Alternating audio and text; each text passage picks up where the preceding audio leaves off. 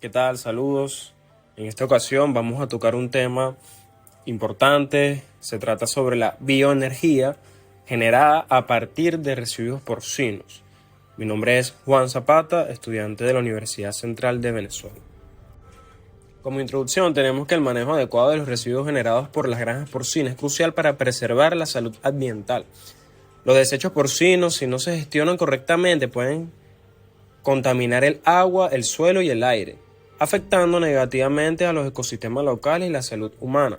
Por ello, es importante implementar estrategias efectivas de manejo de residuos, como la separación, tratamiento, etcétera, que permitan de alguna forma procesar y disminuir el impacto que pueden generar dichos residuos. Una de las soluciones más prometedoras es la obtención de bioenergía a partir de estos residuos, mediante la conversión de desechos orgánicos en biogás y bioelectricidad. No solo se minimizan los efectos adversos al medio ambiente, sino que también se genera una fuente de energía renovable y sostenible. ¿Qué es la bioenergía? Pues se trata de una forma de energía renovable obtenida a partir de la biomasa, que incluye materiales orgánicos como plantas, residuos agrícolas, forestales y ganaderos. Este tipo de energía se produce mediante procesos como la combustión, la digestión anaeróbica, en este caso son los microorganismos implicados en este proceso, y la gasificación, convirtiendo la biomasa en biocombustible como el bioetanol y el biodiesel, o en electricidad. En este caso vamos a caracterizar un poco qué son los residuos porcinos. Las aguas residuales porcinas están formadas por materiales sólidos y líquidos, acarreando por el agua del lavado. Los principales componentes son una mezcla de excretas, ya sea heces, orinas, agua y alimentos no utilizados, entre otras cosas. En este cuadro podemos ver las características típicas de las aguas residuales porcinas. En este caso tenemos una caracterización química. En primer lugar tenemos el pH, que ronda los 6.5 a 7.5. Tenemos, por ejemplo, el porcentaje de nitrógeno total, que va desde 2.1 a 4.8, de urea, que va desde 1.2 a 3.3, y en general, sólidos totales tenemos de 8.5 a 53.5. Algunas de las opciones que tenemos para producir bioenergía tenemos la bioelectricidad. En este caso son sistemas que requieren de microorganismos anaeróbicos capaces de utilizar aceptores de electrones insolubles o en fase sólida para sustentar su requerimiento energético con la subsecuente generación de electricidad. En este caso, por ejemplo, tenemos la bacteria Heobacter sulfurreducens. Entonces tenemos que la obtención de bioelectricidad con microorganismos se realiza principalmente a través de dispositivos llamados celdas de combustibles microbianas, con la acción de microorganismos electrogenéticos.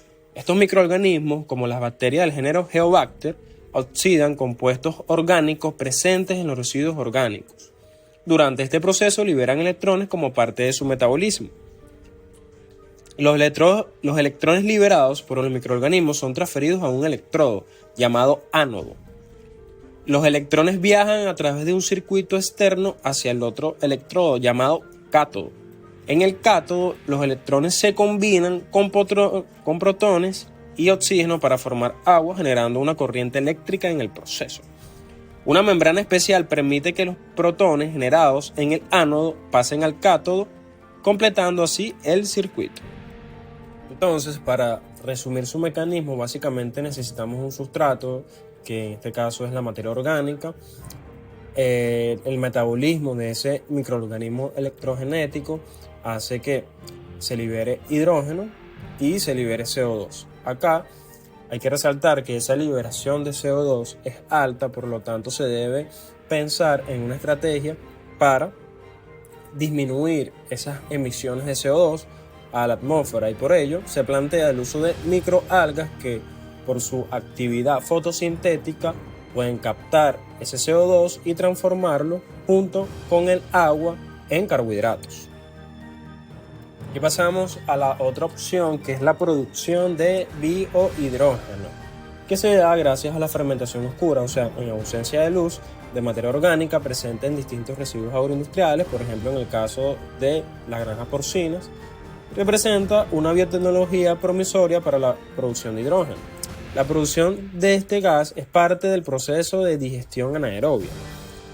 La fermentación es posible utilizando cepas puras o cultivos mixtos de microorganismos dependiendo grandemente, entre otras cosas, del pH, tipo de sustrato, temperatura, presión parcial, tipo de reactor y el tiempo de residencia hidráulica. Una de las ventajas del uso de hidrógeno como combustible se encuentra en que esa combustión del hidrógeno produce únicamente vapor de agua como subproducto, sin emisiones de gases contaminantes como el dióxido de carbono, lo que contribuye a la reducción de la contaminación atmosférica y del efecto invernadero. Este gas también tiene una alta densidad energética por unidad de masa, lo que significa que puede almacenar y liberar una gran cantidad de energía en comparación con otros combustibles. También es un gas muy abundante y puede obtenerse a partir de diversas fuentes, incluyendo el agua, mediante procesos de electrólisis y, como ya mencionamos, a través de una fermentación o una actividad microbiana.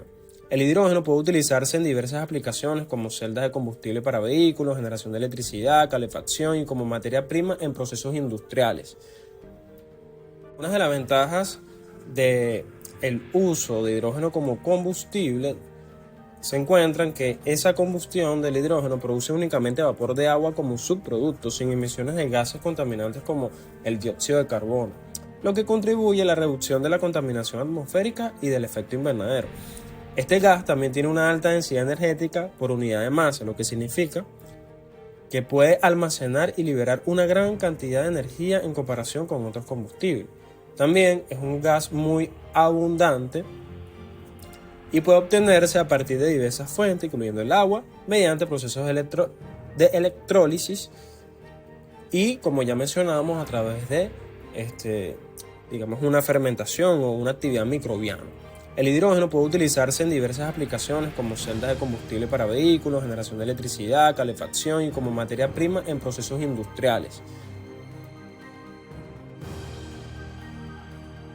Por último, tenemos que el biogás, que se realiza principalmente a través de un sistema llamado biodigestor, donde se produce la digestión anaeróbica de la materia orgánica y debe cumplir una serie de pasos, donde se recolectan los residuos orgánicos como los excrementos o las heces generadas por las granjas porcinas.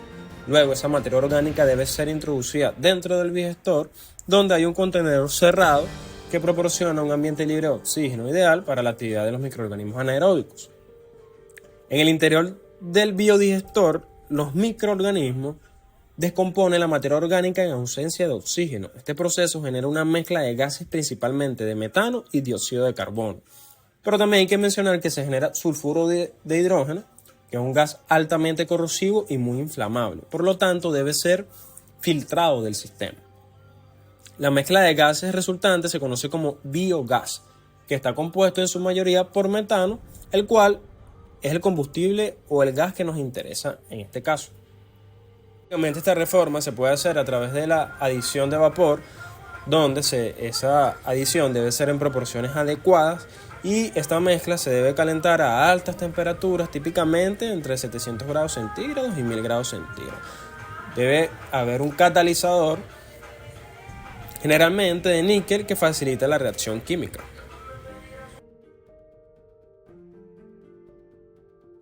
Para concluir, tenemos que la bioenergía representa una solución prometedora y sostenible para la generación de energía renovable. Al aprovechar la biomasa, que incluye residuos agrícolas, forestales, ganaderos, etc., se pueden producir biocombustible y bioelectricidad de manera eficiente y ecológica. Este proceso no solo ayuda a reducir la dependencia de combustibles fósiles y las emisiones de gases de efecto invernadero, sino que también contribuye al manejo adecuado de residuos orgánicos y a la mejora de la salud ambiental. La bioenergía, por lo tanto, juega un papel fundamental en la transición hacia un futuro energético más limpio y sostenible. Para cerrar, acá se muestran las referencias bibliográficas y muchas gracias.